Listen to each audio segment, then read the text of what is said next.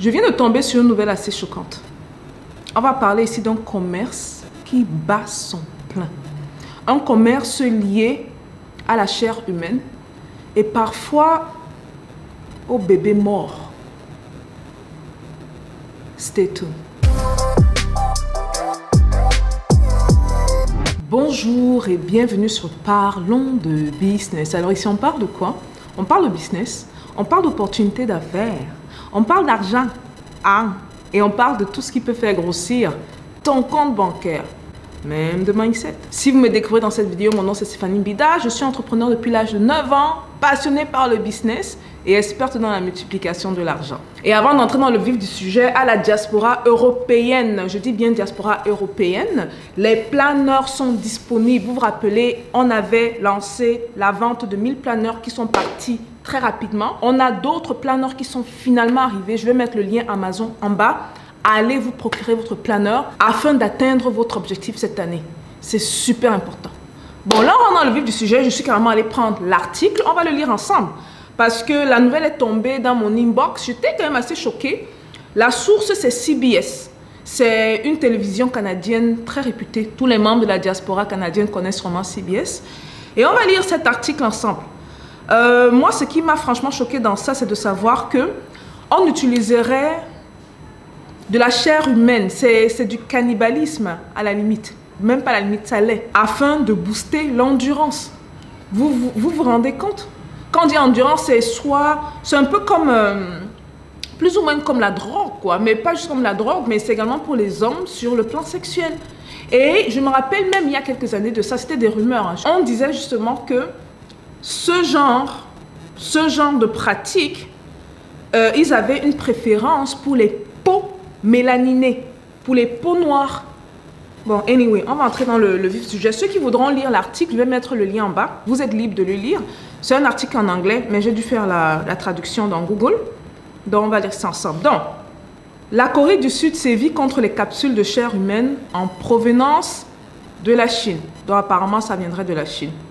La Corée du Sud a saisi des milliers de capsules de médicaments de contrebande remplies de chair en poudre de bébés morts. Donc, on est en train de commercialiser des gélules dont la substance est remplie de bébés morts. On va en apprendre plus. Qui, selon certaines personnes, peuvent guérir des maladies, ont annoncé lundi des responsables. Bon, là, on va dans les croyances, là. Donc, certaines personnes croiraient que consommer la chair de bébés morts. Bon. Les capsules ont été fabriquées dans le nord-est de la Chine à partir de bébés dont les corps ont été coupés en petits morceaux et séchés sur des poêles avant d'être transformés en poudre, a indiqué le service des douanes coréen. Là, c'est choquant. Hein. Là, c'est, je le lis là, mais là, c'est choquant. Maintenant, est-ce que les bébés en question, c'était des fœtus? Est-ce que c'était des morts-nés? Est-ce que ce sont des bébés vivants qu'on a allé attraper pour vendre? Parce que ça, c'est un business qui rapporte tellement d'argent. C'est en termes de centaines de millions de dollars, les gars. Donc, des personnes qui n'ont pas de...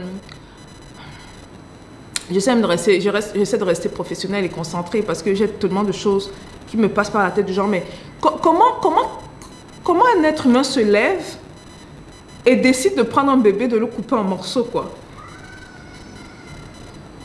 Ça ne fait aucun sens. On te donne même le processus. Donc, les capsules ont été fabriquées dans le nord-est de la Chine à partir de bébés dont les corps ont été coupés en petits morceaux et séchés sur des poêles avant d'être transformés en poudre. Les douaniers ont refusé de dire d'où venaient les bébés morts ou qui avait fabriqué les capsules, bien sûr, invoquant d'éventuelles frictions diplomatiques avec Pékin. Les autorités chinoises ont ordonné une enquête sur la production de médicaments fabriqués à partir de fœtus ou de nouveau-nés morts. Le bureau des douanes a découvert 35 tentatives de contrebande depuis août d'environ 17 454 capsules déguisées en booster d'endurance. Donc on comprend que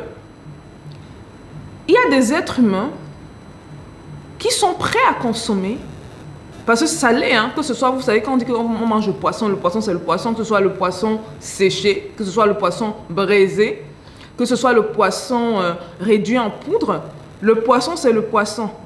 Donc bébé mort là, qu'on le sèche, qu'on le réduise en poudre là, c'est pareil, c'est bébé. Parce qu'ils veulent booster leur endurance. Donc il y a des gens qui ont fait ce choix là parce qu'ils se disent qu'ils boostent leur endurance. Maintenant, moi, ça va me permettre d'aller un peu dans la partie croyance des gens. Vous voyez? Et ici, on ne juge pas là pour juger, bien sûr. Mais ce que je veux dire parfois, c'est que... Vous voyez que dans ce cas bien précis, la plupart d'entre nous allons réagir avec beaucoup de dégoût. Comment est-ce qu'on prend un bébé, mort ou non? Comment est-ce qu'on peut prendre un nouveau-né ou un fœtus et le manger et le consommer? Parce qu'on croit que justement, ça booste l'endurance, que ce soit l'endurance au travail ou les performances sexuelles. Est-ce qu'on ne devrait pas passer au-delà de ce qu'on nous a transmis, des croyances qui apparemment dans la culture chinoise perdurent, hein, ça fait apparemment des centaines d'années, voire des milliers d'années, qu'ils croient que le fœtus justement rendrait fort. Est-ce qu'on ne devrait pas justement passer à une phase scientifique? Je ne dis pas qu'on devrait consommer ces enfants-là, non. Ce que je veux dire, c'est que au lieu d'être dans la croyance, on va dans le savoir. On va dans les tests. On va dans, quand je dis test, je parle de tester ce qu'on nous dit fonctionne. Est-ce que justement ce n'est pas le fait de prendre ces gélules et de se dire que ces gélules fonctionnent qui nous donne en fait l'impression que ça fonctionne? Vous vous rappelez, ça me rappelle une expérience qu'on a effectuée où on parlait du pouvoir de ce à quoi on croit. 2 patients vont à l'hôpital et ça c'est une expérience qui s'est faite aux États-Unis. Ils sont malades. On leur dit, ils sont vraiment malades, hein, on a fait les examens, les 2 sont malades. À un, on donne un vrai remède et on lui dit, prends ce remède, ça va te guérir dans 3 semaines. À l'autre, on donne une gélule avec la poudre de farine dont normalement aucun effet sur le corps. Et on lui dit, ça c'est un médicament puissant, ça va te guérir, prends-le. Les 2 prennent les remèdes. 3 semaines plus tard, ils rentrent voir leur docteur. Et devinez quoi? Les 2 sont guéris. Un qui a pris le remède en question et l'autre qui a créé la croyance autour de ce remède-là. Il y a une expression qu'on utilise souvent, parce qu'on parle souvent de l'effet placebo, pour dire que les croyances, ce en quoi on croit, peut justement être l'origine de notre performance. Donc, eux, quand ils prennent ces gélules de bébé là, à se dire que ça fonctionne, juste le fait qu'ils se disent que ça fonctionne, le pouvoir ne vient pas de la gélule, mais ça vient d'eux. Ça vient d'eux. Je vais fermer la parenthèse dessus. On va continuer rapidement l'article. Je trouve ça dommage. Hein, je trouve ça dommage. Même si des tests ont été effectués, que ça fonctionne, est-ce que ça vaut la peine de consommer? Les contrebandiers ont déclaré aux douaniers qu'ils pensaient que les capsules étaient des boosters d'endurance ordinaires et qu'ils ne connaissaient pas les ingrédients ou le processus de fabrication. Les Coréens de souche du nord-est de la Chine, qui vivent maintenant en Corée du Sud, avaient l'intention d'utiliser les capsules eux-mêmes ou de les partager avec d'autres Coréens chinois, a déclaré un responsable des douanes. Ils étaient transportés dans des bagages ou expédiés par courrier international. Les capsules ont toutes été confisquées, mais personne n'a été sanctionné car la quantité était jugée faible et qu'elle n'était pas destinée à la vente, a déclaré le douanier qui a requis l'anonymat, citant les règles du département. Bon, l'article continue. Hein. Ça reparle de... Les médias chinois identifient le nord-est de la Chine comme la source de ces produits, en particulier la province de Jilin, qui jouxte la Corée du Nord. Bref, voilà un commerce qui devient de plus en plus populaire. De plus en plus de contrebandiers se servent justement de la croyance de certaines personnes pour se faire de l'argent, vu qu'il y a la demande. Ça, malheureusement, c'est une loi du marché en business. S'il y a la demande, on sait à la demande. C'est pour ça que souvent je suis de ceux-là qui vont taper sur la demande, pas sur l'offre. Vous vous rappelez les affaires de porte-à-porte?